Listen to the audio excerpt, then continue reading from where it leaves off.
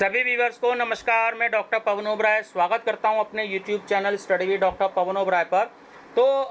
Viewer देखिए, आज का लेटर है, आज 16 अगस्त 2022 से देखिए आज का ही लेटर है सीसीएस यूनिवर्सिटी मेरठ की वेबसाइट पर कि उत्तर प्रदेश सरकार ने सीसीएस यूनिवर्सिटी मेरठ के जितने भी प्रिंसिपल्स हैं, डायरेक्टर्स हैं, जितने भी कॉलेजेस हैं, चाहे वो रेगुलर हैं या प्राइवेट हैं, है ना, या एडिट कॉलेजेस हैं या सेल्फ फाइनेंस कॉलेजेस हैं, तो और जो यूनिवर्सिटी के कैंपस हैं, सीसीएस यूनिवर्सिटी मेरठ का जो कैंपस है, तो उन कोर्सेज स्टूडेंट्स के लिए भी स्वामी विवेकानंद युवा सशक्तिकरण योजना के अंतर्गत टैबलेट और स्मार्ट फ़ोन वितरण योजना के संबंध में कुछ दिशा निर्देश दिए हैं। तो मैं आपको इम्पोर्टेंट बातें बता देता हूं कि क्या है, क्योंकि लेटर तो बहुत बड़े हैं, ये 13 पेज का लेटर है। तो स्वामी विवेकानंद युवा सशक्तिकरण योजना के अंतर्गत टैबलेट और स्मार्टफोन वितरण योजना के संबंध में लेटर है कि कृपया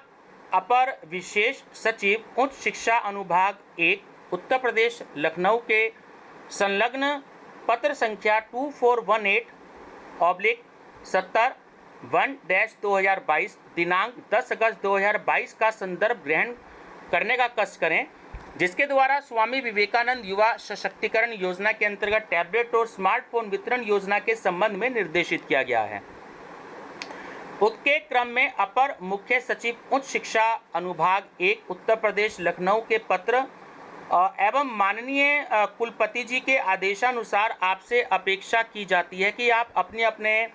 महाविद्यालय या जो भी कोई संस्थान है या डिपार्टमेंट हैं, तो उसके शासन के पत्र के आलोक में आवश्यक कार्रवाई करने का कष्ट करें। अब ये क्या है, देखिए मैं आपको बता देता हूँ। ये तो एक लेटर है जो 10 तारीख की डिटेल दी है, तो उसमें 10 तारीख का लेटर जो प्रेषक है वो मनोज कुमार जी, जो विशेष सचिव हैं उत्तर प्रदेश शासन के, तो इन्होंने लेटर भेजा है निदेशक उच्च शिक्षा उत्तर प्रदेश और कुल सचिव समस्त राज्य विश्वविद्यालय उत्तर प्रदेश के। ठीक है, ये 10 अगस्त का लेटर है, जिसका इस लेटर में डिटेल है कि स्वामी विवेकानंद युवा सशक्तिकरण योजना के अंतर्गत टैबलेट और स्मार्टफोन वितरण योजना के संबंध में। तो इसमें इन्होंने ये कहा है कि छाया प्रति संलग्न कर प्रेक्षित करते हुए मुझे यह कहने का आदेश हुआ है कि संलग्न पत्र के परिप्रेक्ष्य में विश्वविद्यालय व संबद्ध महाविद्यालयों के पंजीकृत छात्रों के यानी कि स्टूडेंट्स के जो डेटाबेस हैं व अन्य संबंधित बिंदुओं के संबंध में आवश्यक कार्रवाई करते हुए कृत कार्रवाई से शासन को अवगत कराने का कष्ट करें। अब देखिए, मेन इंपॉर्टेंट 2-3 बातें मैं इसमें बता देता हूं, क्योंकि ये लेटर आया है जो अरविंद कुमार जी हैं अपर मुख्य सचिव, तो उन्होंने ये लेटर भेजा है ना। इसमें जो इम्पोर्टेंट बातें हैं बस ये समझ लीजिए कि वो क्या हैं कि स्वामी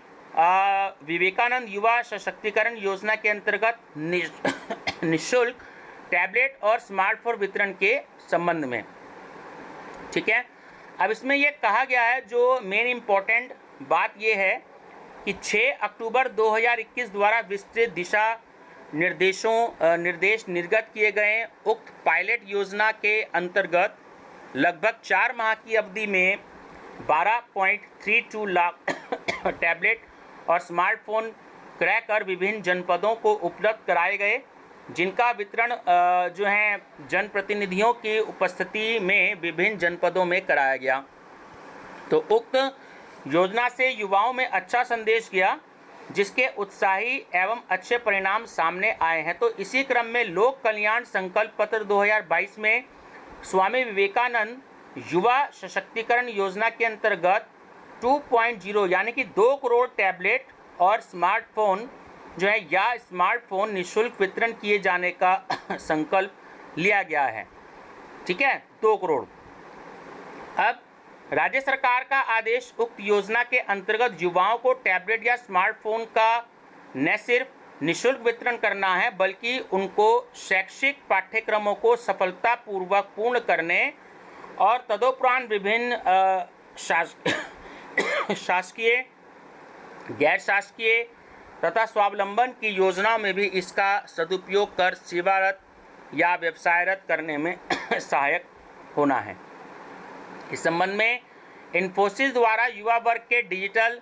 सशक्तिकरण एवं स्किल डेवलपमेंट के उद्देश्य से CSR एक्टिविटी के अंतर्गत spring board platform Uttar Pradesh सरकार को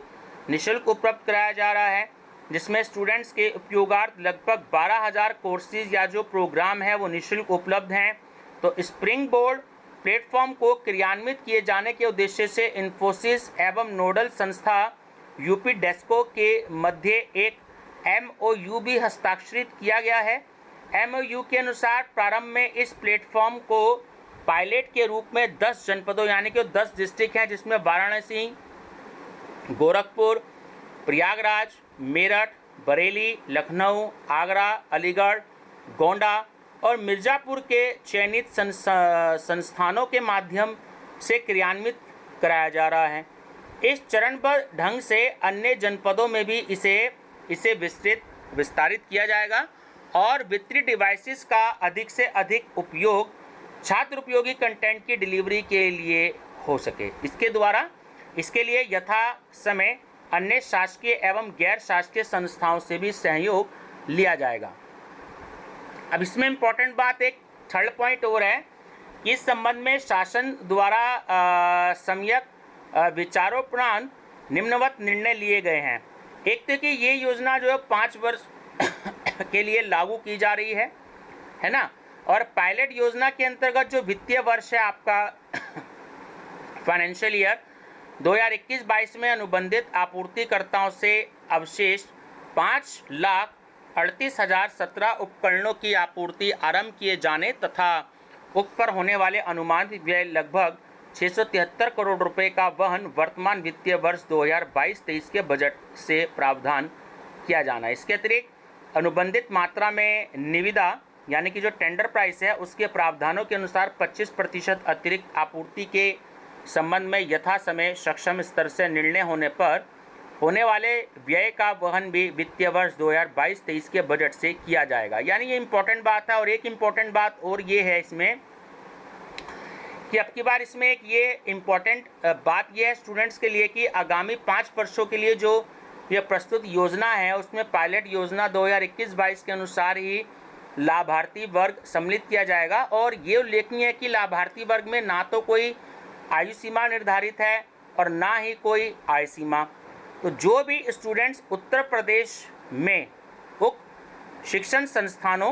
प्रशिक्षण संस्थानों में पंजीकृत होंगे यानी कि रजिस्टर्ड होंगे, जो कि उत्तर प्रदेश के जो भी कोई इंस्टीट्यूशन है, तो वह चाहे प्रदेश के हों अथवा प्रदेश के बाहर के, तो उन्हें डिवाइस वितरण किया जाएगा। यानी कि ना तो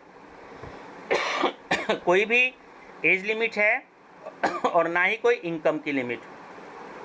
उसमें यह बात इंपॉर्टेंट है कि जो भी कोई स्टूडेंट्स उत्तर प्रदेश में उक्त शिक्षण प्रशिक्षण संस्थानों में पंजीकृत होंगे, तो वो चाहे प्रदेश के हों या प्रदेश के बाहर के, तो उन्हें डिवाइस वितरण किया जाएगा। और 2021-22 में लागू पायलट योजना की भांति लाभार्थी वर्ग में अन्य वर्ग के युवाओं को भी समय समय पर सम्मिलित करने एवं किस लाभार्थी वर्ग को टैबलेट प्रदान किया जाना है, किसे स्मार्टफोन प्रदान किया जाना है तथा स्मार्टफोन और टैबलेट के वितरण हेतु लाभार्थी वर्ग की प्राथमिकता का निर्धारण किए जाने हेतु माननीय मुख्यमंत्री जी अधिकृत हैं। तो ये बहुत इम्पोर्टेंट बात है। और एक इम्पोर्टेंट बात ये 2 नंबर का पॉइंट कि यहाँ उल्लेखनीय है कि वर्ष 2021-22 में पाठ्यक्रम के अंतिम वर्ष में पोर्टल पर पंजीकृत अध्ययनरत स्टूडेंट्स की संख्या के आधार पर डिवाइसेस उपलब्ध न होने के कारण सभी स्टूडेंट्स को डिवाइसेस उपलब्ध नहीं कराई जा सकी है। अतः डिजी शक्ति पोर्टल पर पंजीकृत पाठ्यक्रम के अंतिम वर्ष 2021-22 में अध्ययनरत ऐसे स्टूडेंट्स जो वर्तमान में उत्तीर्ण हो चुके हैं यानी कि पास हो चुके हैं तथा जिनको डिवाइसेस का वितरण विगत वर्ष में नहीं किया जा सका है, उन्हें भी डिवाइसेस का वितरण प्राथमिकता के आधार पर इसी वर्ष यानी कि वित्तीय वर्ष 2022 में किया जाना है। यानी कि जो स्टूडेंट्स ऐसे हैं कि जो बीए, बीकॉम, बीएससी या जो भी कोई और कोर्सेज हैं तो उसमें 3rd ईयर में पास हो गए हैं, है ना, तो उनको अगर किसी भी रीजन से ये उपलब्ध नहीं हो पाया है तो उनको जो है ये दिया जाएगा। ठीक है ना। तो उसमें ये जो 2021-22 में स्टडी कर रहे हैं ऐसे स्टूडेंट्स जो वर्तमान में तो पास हो चुके हैं, लेकिन उनको डिवाइसेस का वितरण जो है इस वर्ष में नहीं हुआ, तो उनको भी डिवाइसेस का वितरण प्राथमिकता के आधार पर दिया जाएगा, है ना अभी। तो ये वित्तीय वर्ष 2022-23 में, यानी 22-23 मतलब 31 मार्च 2023, क्योंकि एक वित्तीय वर्ष जो होता है वो 1 अप्रैल आपका 2022 से 31 मार्च 2023 तक का माना जाएगा। और थर्ड पॉइंट और ये है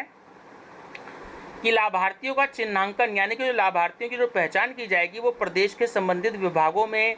अधीनस्थ संस्थानों, विश्वविद्यालयों, महाविद्यालयों, इंजीनियरिंग और चिकित्सा, पॉलिटेक्निक, कौशल विकास मिशन, ITI आदि में अध्ययनरत, पंजीकृत तथा प्रशिक्षण जो भी कोई स्टूडेंट्स हैं तो उनसे संबंधित संस्थानों के प्रमुखों के सहयोग से संबंधित विभागाध्यक्ष के माध्यम से संबंधित विभाग द्वारा किया जाएगा। और संबंधित विभाग द्वारा विभागाध्यक्ष के माध्यम से सुनिश्चित किया जाएगा कि विचाराधीन योजना के अंतर्गत लाभान्वित किए जाने वाले युवाओं को राज्य सरकार की किसी अन्य योजना जो है स्कूली शिक्षा को छोड़कर अन्य स्मार्टफोन या टैबलेट प्राप्त ना किए जा हो, है ना, ना किए हुए हों। तो बहुत सारी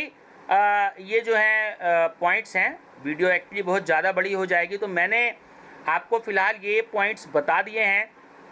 तो ये लेटर जो है फ़िलहाल जो इम्पोर्टेंट ये है CCS यूनिवर्सिटी की साइट पर आ चुका है ना, तो ये मैंने वहीं से लिया है। तो ये आप सभी स्टूडेंट्स के लिए एक अच्छी बात है कि आप सभी को जो है ये अब टैबलेट और स्मार्टफोन अब दिए जा सकेंगे। तो बने रहेगा मेरे चैनल पे study with doctor Pawan Oberoi पर, और CCS यूनिवर्सिटी एग्जामिनेशन डेटशीट के नाम से प्लेलिस्ट बनी हुई है, ये वीडियो जो है वो उसमें ऐड है। Thank you.